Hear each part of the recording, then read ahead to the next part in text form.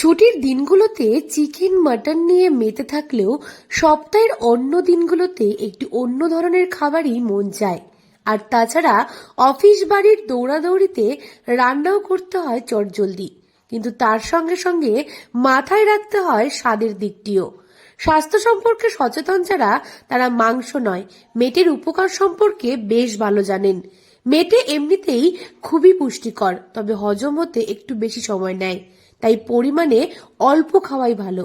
তাই মাংস নয়, মেটে দিয়েই তৈরি করা যায় সুস্বাদু একটি রান্না, মেটে চচ্চড়ির রেসিপি। ভাত, রুটি ও পরোটার সঙ্গে দারুণ লাগে মেটের এই পদটি। তাই আপনাদের জন্য রইল এই রান্নার সহজ রেসিপি। আমি আজকে মেথি চচ্চড়ি বানিয়েছি। মেথি চচ্চড়িটা বানিয়েছি কারণ সব সময় তো আমরা মাছ, মাংস, ডিম এইভাবে খেয়েই থাকি, কিন্তু মেথি চচ্চড়িটা একটু আলাদা টাইপের রান্না হলো। তো এটা সবাই খেতেও পারবে, আর তার মধ্যে হচ্ছে মাংসরা অনেকরা খেতে পারে না, কারণ ওর মধ্যে কোলেস্ট্রলের ব্যাপারটা থাকে, সেই জন্য আপনারা পারলে মেথিটাও খেতে পারেন। তো এই মেথি চচ্চড়িটা সেই কারণেই বানানো। এটা এমনি রুটি দিয়ে, পরোটা দিয়ে বা ভাত দিয়ে, হ্যাঁ, বাচ্চারাও এটা খেতে ভালোবাসবে যদি এটা অল্প ঝালে রান্না করা যায়। নাহলে এটা যদি মাংসের মতো রান্না করেন, ওইটা তো ভালো লাগবে খেতে। প্রথমেই কড়াইতে সর্ষের তেল গরম করে তাতে টুকরো করে কেটে রাখা আলু হালকা করে লালচে ভাবে ভেজে তুলে নিতে হবে একটি পাত্রে। এবার ওই তেলেই প্রথমে জিরে, তেজপাতা, শুকনো লঙ্কা, এলাচ, দারচিনি ও ওপর থেকে সামান্য মেথি পাতা ফোড়ন দিয়ে পেঁয়াজ কুচি দিয়ে ভালোভাবে ভেজে নিতে হবে।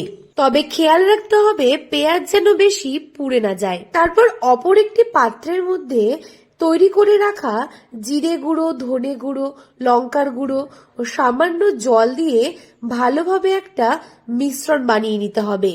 এবারে কড়াইতে পেঁয়াজ ভাজা হয়ে গেলে তাতে একসঙ্গে বেটে রাখা আদা, রসুন ও কাঁচা লঙ্কা বাটা দিয়ে ভালোভাবে নেড়েচেড়ে এবার তাতে একে একে হলুদ গুঁড়ো, লবণ, এমনকি তৈরি করে রাখা মশলার মিশ্রণ ও টমেটো দিয়ে বেশ ভালোভাবে নেড়েচেড়ে মশলা কষিয়ে নিতে হবে। এবারে তার মধ্যে ওপর থেকে কাশ্মীরি লঙ্কার গুঁড়ো ও সামান্য হিং গুঁড়ো দিয়ে নেড়ে নিয়ে এবার তাতে খাসির মেটে ও ভেজে রাখা আলু দিয়ে ভালোভাবে নেড়েচেড়ে নিতে হবে, যেন মশলার মিশ্রণের সঙ্গে মেটে ভালোভাবে মিশে যায়। এরপর ওপর থেকে সামান্য মিট মশলা ছড়িয়ে পরিমাণ মতন জল দিয়ে একটা পাত্র দিয়ে ঢাকা দিয়ে বেশ ভালোভাবে সেদ্ধ করে নিতে হবে। কিছুক্ষণ পর জল শুকিয়ে গিয়ে সেদ্ধ হয়ে গেলে ওপর থেকে গরম মশলা গুঁড়ো ছড়িয়ে নিলেই তৈরি খাসির মেটে চচ্চড়ি। এরপর একটি পাত্রে ঢেলে নিয়ে লুচি, পরোটার সঙ্গে পরিবেশন করুন, মন কাড়বে সকলের।